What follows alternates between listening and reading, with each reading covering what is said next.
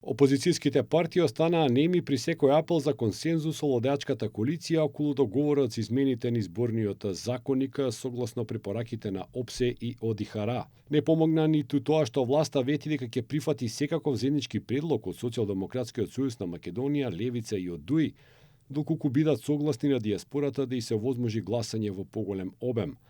Во апелот се вклучија и представниците од Европската Унија, потсетувајќи дека законот е дел од реформската агенда на владата и директно поврзан со финансиската помош Унијата ја доделува на Македонија, но и тоа не помогна.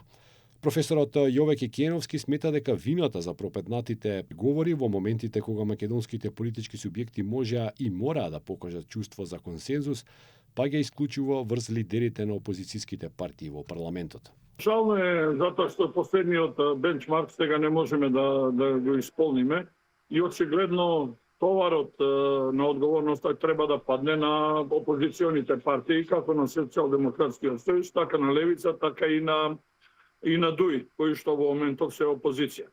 Мене ми е жал што навистина на прашањето за донесување на изборниот законник се пристапува од аспект на тоа која политичка партија повеќе или помалку ќе има неколку илјади плюс или минус гласови. Камен на сопнување за власт и опозицијата беше гласањето на диаспората, односно желбата на ВМРО ДПМН и коалицијските партнери да им се овозможи на привремено иселените граѓани во поголем број да гласаат на изборите.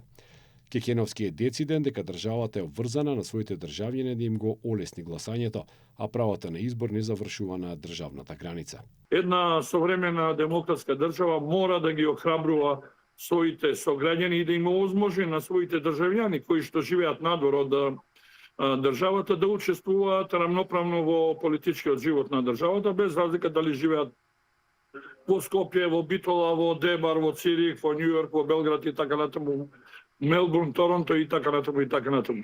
Значи мора да разберат дека избирачкото право не завршува на државната граница. Според Кекеновски, демократскиот развој се мери според тоа колку една држава вложува напор секој нејзин државјанин да може да гласа на изборите.